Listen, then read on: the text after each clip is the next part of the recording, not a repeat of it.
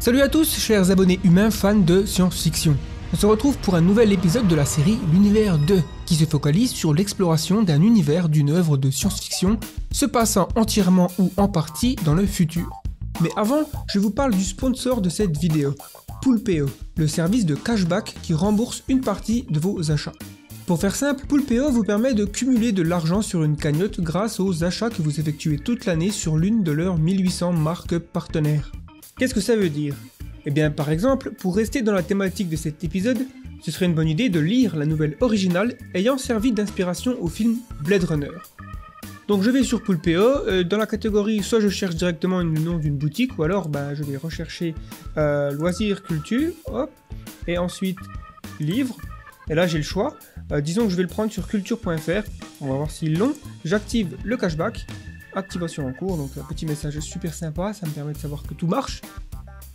Ensuite j'arrive donc sur le site de Culture, où je vais pouvoir savoir s'ils ont le livre Blade Runner.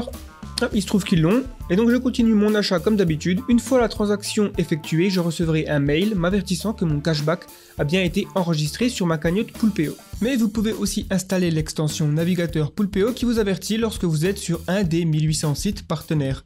L'extension apparaît directement pour informer du taux de cashback disponible et des codes promo cumulables actuellement. Dès 10€ cumulés, il est possible de se faire gratuitement un virement bancaire ou de continuer à cumuler sur la cagnotte. C'est 100% gratuit, sans engagement et les cashbacks sont cumulables avec d'autres codes promo, soldes, etc. Donc tout bénef pour vous. En plus, avec l'extension, ça devient un réflexe lors de vos achats en ligne au cours de l'année. The Flares vous propose de bénéficier directement de 5€ offerts dès votre inscription au lieu de 3€ grâce à ce code de parrainage suivant. Vous le trouverez également dans la description. Ensuite, un tirage au sort sélectionnera l'un d'entre vous qui se sera inscrit en suivant le code parrainage et aura enregistré au moins un cashback dans les 30 jours suivant la publication de cette vidéo. Donc ce qui signifie que le tirage au sort prendra fin le 30 mai. Le gagnant recevra 100€ qui seront crédités sur sa cagnotte Poolpeo le mois suivant la publication. Il sera contacté directement par Poolpeo via son adresse email d'inscription. Attention de bien regarder dans les spams. Merci à Poolpeo de sponsoriser cet épisode de l'Univers 2. Ça fait un moment qu'on n'est pas retourné dans cette série, ça fait plaisir de se replonger à nouveau dans un univers de SF. Alors on a déjà traité de l'univers de Matrix, la saga Fondation, Mass Effect et The Expanse, que je vous invite à regarder si ce n'est pas déjà fait. On a une playlist pour ça, juste ici là. Vous voyez, hop, marqué playlist Univers 2. Et en cliquant dessus, vous aurez la liste des épisodes. J'ai proposé un sondage pour savoir quelle œuvre explorer dans cet épisode, parce que j'étais pas trop sûr. C'était serré, mais c'est Blade Runner qui l'emporte. Toutefois, je note quand même qu'Altered Carbon a fait un fort score, donc peut-être que ce sera le prochain. Tout d'abord, un petit mot sur les origines de l'œuvre. L'univers de Blade Runner est issu de l'esprit d'un auteur culte de science-fiction, qui se trouve être l'un de mes écrivains préférés, le prolifique Philip K. Dick, à qui l'on doit d'autres adaptations comme Total Recall, Le Maître du Haut Château, Paycheck, The Adjustment Bureau et Minority Report. La nouvelle en question ayant servi pour Blade Runner s'intitule Do Androids Dream About Electric Sheep, publié en 1968. En français, les androïdes rêvent-ils de moutons électriques? C'est une bonne question ça d'ailleurs. Bref, réalisé par Ridley Scott, le film sort en 1982 et devient au fil des années un classique de la science-fiction tout en popularisant le genre cyberpunk, notamment ses éléments esthétiques. Mégalopole déshumanisée, publicité géante, néon, fracture sociale, implants et idées transhumanistes. Blade Runner 2049 fait office de suite, sorti en 2017 et réalisé par Denis Villeneuve. À cette occasion, 3 courts-métrages sont produits faisant le lien entre le premier et deuxième film. Il existe également des comics et des jeux vidéo. Une série animée par un studio japonais est en cours de développement intitulée Blade Runner Lotus. Pendant longtemps, j'avais une relation particulière avec le premier film. Je savais que c'était une œuvre majeure de SF. J'aurais adoré faire partie de ces gens qui acclament le film, mais à chaque fois que je le regardais, je n'arrivais pas à accrocher. Je me suis même endormi plusieurs fois devant le film, c'est dire. Finalement, j'ai fini par développer une plus grande appréciation de l'œuvre et Blade Runner 2049 a revigoré mon intérêt pour cet univers si particulier. Je ne vais pas raconter en détail l'intrigue des films, mais plutôt parler de l'univers. Donc même si ça reste léger en spoiler, je préfère quand même sonner l'alerte. La première chose à noter, c'est que l'histoire de Blade Runner se déroule en 2019. Lors de la sortie du film, c'était une vision dystopique du futur. Mais pour une audience contemporaine, comme vous, on peut considérer que c'est une sorte de monde alternatif, parce que forcément, on est en 2021, donc... Contrairement à des œuvres comme Mass Effect ou The Expanse, que l'on a traité dans cette série, il existe finalement peu d'informations sur le backstory de l'univers. Toutefois, bien que le film n'est pas une adaptation directe de la nouvelle, on trouve dans cette dernière une meilleure description de ce qu'il s'est passé avant les événements des films. On y apprend notamment que l'humanité était bien plus avancée que nous sur les technologies d'exploration spatiale. Peut-être que la course à l'espace ne s'est jamais arrêtée. En tout cas, des efforts pour coloniser des planètes sont en cours vers la fin du XXe siècle. Mais en 1992, une guerre mondiale dévastatrice éclate, connue sous la dénomination de World War Terminus. De nombreuses zones de la planète deviennent dangereusement radioactives en raison d'échanges nucléaires. Durant cette guerre, des soldats d'un nouveau genre sont développés sous le nom de combattants synthétiques pour la liberté. Une sorte de mélange entre androïdes mécaniques et clones biologiques issus de la bio-ingénierie. On pourrait dire que ce sont des androïdes organiques. Presque identiques aux humains adultes, ils ont généralement une force, une agilité et une intelligence supérieure en fonction du modèle. Peu d'informations sont données sur qui est sorti gagnant du conflit, mais on sait que les États-Unis étaient l'un des belligérants. Le changement climatique et la pollution radioactive qui ont suivi cette guerre mondiale causent de nombreuses extinctions massives animales, si bien que la plupart des habitants n'ont jamais vu un animal. Ils doivent se contenter de réplications synthétiques. Afin de préserver le futur et l'intégrité génétique de l'humanité, les efforts de colonisation redoublent. Les androïdes organiques, désormais nommés réplicants, sont remaniés pour fonctionner dans les conditions extrêmes de l'espace. Cela permet un développement bien plus rapide sur les colonies où les réplicants ne sont ni plus ni moins que des esclaves. Il n'est pas clair où se situent les colonies, mais on peut supposer que Mars et les lunes de Jupiter-Saturne sont de bons candidats. On sait que l'une des colonies s'appelle Kalanta et la nouvelle cite Mars. À la fin du film Blade Runner, le réplicant Roy Batty mentionne l'épaule d'Orion. Attack ships on fire off the shoulder of Orion. Est-ce que c'est une métaphore ou bien la preuve qu'une des colonies se situe près de l'étoile d'Orion? Auquel cas, cela voudrait dire que l'univers de Blade Runner contient des technologies permettant d'atteindre d'autres systèmes solaires. Les Nations Unies encouragent la migration massive vers les colonies extraterrestres avec des campagnes marketing promettant un futur radieux, mais surtout, chaque émigrant se voit offrir un réplicant en tant que serviteur. Ceux qui décident de rester sur Terre par choix ou par pauvreté se retrouvent empaquetés dans les quelques mégalopoles restantes sur la planète. L'histoire de la nouvelle se déroule à San Francisco, alors que Los Angeles et ses environs servent de décor pour les films. On y trouve un fort cosmopolitisme, avec notamment une présence de la culture asiatique très forte. Et fun fact, Peugeot a survécu à la Troisième Guerre mondiale, apparemment puisque certaines des voitures volantes sont de la marque au lion. Ce type de véhicule est d'ailleurs appelé Spinner.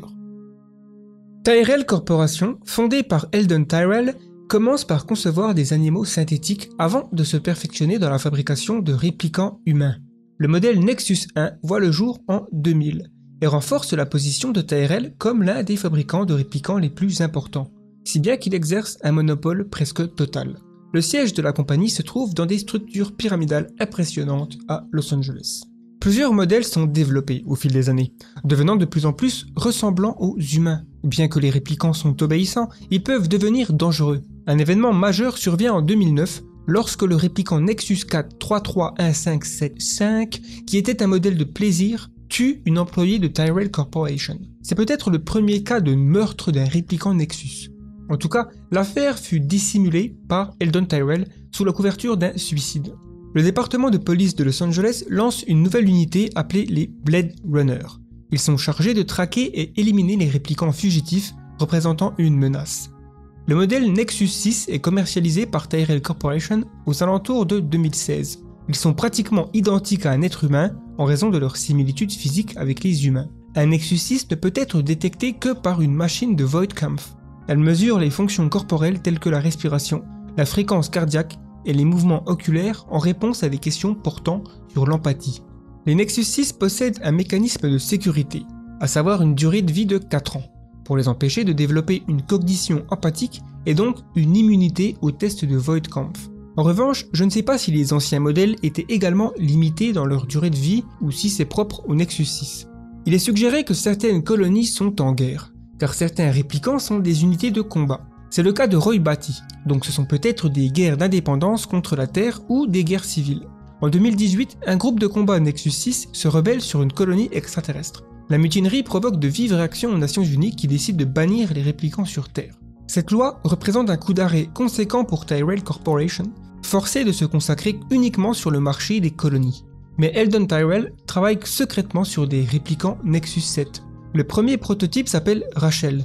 Elle a été implantée avec des souvenirs de la nièce d'Eldon Tyrell, ce qui lui confère de l'empathie et la conviction qu'elle est humaine. Tyrell lui a également donné plus de 4 ans de durée de vie. Mais le plus extraordinaire est sa capacité à concevoir un enfant. Tout le monde n'accepte pas les conditions d'esclaves des réplicants. En 2019, le Replicant Underground est formé. Il s'agit d'un réseau d'anciens concepteurs de Tyrell Corporation sympathisant avec les réplicants. Le refuge El Santuario sert d'abri pour les réplicants évadés. Cette année-là également, les citoyens contre l'esclavage réplicant organisent un rassemblement pour défendre leur cause. Aussi, en 2019, un groupe de Nexus 6 mené par Roy Batty massacre des colons et s'empare d'un vaisseau. Ils se réfugient sur Terre avec pour objectif d'étendre leur durée de vie au-delà de 4 ans. L'ex-Blade Runner Rick Deckard est chargé de les éliminer, ce qui nous place dans l'intrigue du film. Lors de son enquête, il rencontre Rachel. Le fait qu'elle était persuadée d'être humaine sème le doute chez Rick Deckard. Serait-il lui aussi un réplicant? La réponse reste ouverte et c'est l'une des théories de fans les plus populaires. Je vous laisse vous faire votre avis là-dessus. Tyrell Corporation est en difficulté financière après le meurtre d'Eldon Tyrell par le réplicant Roy Batty et les séries de mutinerie. L'opinion publique s'oppose de plus en plus aux réplicants. Le modèle Nexus 8 est commercialisé en 2020. Il possède une durée de vie naturelle ainsi que des implants oculaires afin de les distinguer des humains sans besoin de tests de Voight-Kampff. Un mouvement de suprématie humaine prend de l'ampleur. Ce groupe utilise la base de données des réplicants pour les identifier, les rechercher et les tuer. Les réplicants Iggy, Cygnus et Trixie, avec l'aide de Ren Dus, un employé de Tyrell Corporation, membre du Replicant Underground, élaborent un plan pour détruire les serveurs hébergeant la base de données des réplicants. Ils déclenchent l'explosion d'une ogive nucléaire dans la stratosphère au-dessus de Los Angeles, ce qui surcharge le réseau électrique de la ville avec une puissante détonation IMP et efface toute trace de données électroniques. Toute production de réplicants est interdite peu de temps après et Tyrell Corporation fait faillite. Les Nexus 8 sont éliminés, mais certains arrivent à s'échapper et s'exilent. Le monde est dans un état de crise avec un effondrement des marchés boursiers et des pénuries alimentaires fréquentes. Mais en 2025, le scientifique Neander Wallace dévoile de nouvelles formes de nourriture génétiquement modifiée. Cela évite la famine et met fin à la crise mondiale. Il est très vite considéré comme un philanthrope et une sorte de sauveur bienveillant par la plupart des gens. Cela lui permet d'étendre l'entreprise sur Terre et dans les colonies. En conséquence, Wallace Corporation connaît un succès financier qui en fait l'une des multinationales les plus importantes de l'humanité. Il rachète Tyrell Corporation 3 ans plus tard dans le but de développer de nouveaux modèles de réplicants. Il considère que c'est le seul moyen de répandre l'humanité dans la galaxie. Neander Wallace est aveugle, mais possède un implant lui permettant de connecter sa vision à des yeux artificiels volants. Plutôt cool. Au cours des années 2030, Wallace fait des progrès dans la technologie des réplicants, les concevant pour être plus conformes et obéissants que les modèles créés par Tyrell. En 2036, Wallace réussit à convaincre le gouvernement que les améliorations dans le contrôle des réplicants, associées à un besoin existentiel de coloniser de nouveaux mondes, rend la réintroduction des réplicants à la fois sûre et nécessaire. Cela ouvre la voie à l'introduction du Nexus 9 et à la fin de l'interdiction des réplicants. Ces nouveaux modèles sont dotés de faux souvenirs créés de toutes pièces dans des laboratoires spécialisés. Certains réplicants sont eux-mêmes des Blade Runner, traquant notamment les Nexus 8 en exil. En 2049, la Wallace Corporation a réintroduit avec succès des millions de réplicants, mais est toujours incapable de satisfaire le besoin de milliards de réplicants pour faciliter la colonisation rapide de nouvelles planètes. L'accent de Neander Wallace se tourne donc vers la technologie des réplicants capables de se reproduire biologiquement, que seul Tyrell a réussi à concevoir avec le Nexus 7 nommé Rachel. Et c'est l'intrigue de Blade Runner 2049. Voilà, je pense avoir fait le tour de cet univers fascinant, mais n'hésitez pas à apporter des compléments si j'ai loupé certaines choses. A noter que la série animée Blade Runner Lotus va très certainement fournir de nouveaux éléments et étendre l'univers mis en place par les films. Donc, affaire à suivre. Si vous êtes nouveau sur cette chaîne, je vous invite à vous abonner pour découvrir nos prochains épisodes toujours consacrés au futur.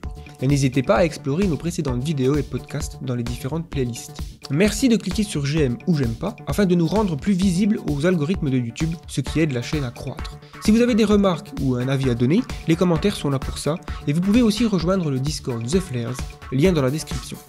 Et enfin, sur le site the-flares.com, nous produisons du contenu exclusif premium, comme des documentaires ou des résumés audio de livres.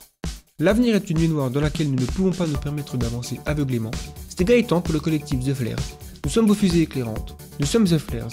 Merci et à bientôt.